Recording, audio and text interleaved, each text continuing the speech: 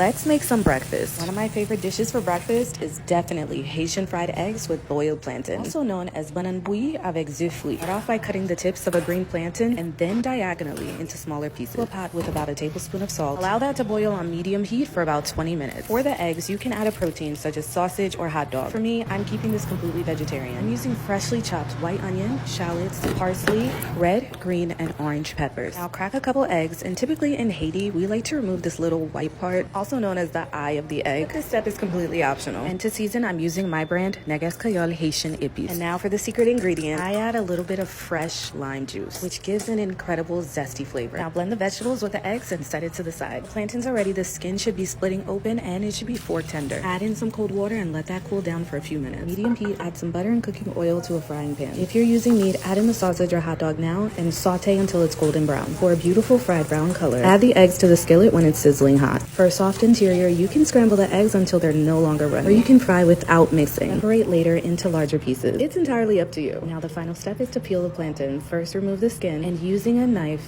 gently scrape away the outer layer on both sides of the plantain and the top and the bottom, and rinse it off with the cool water. And in the end, you should have something that looks like this.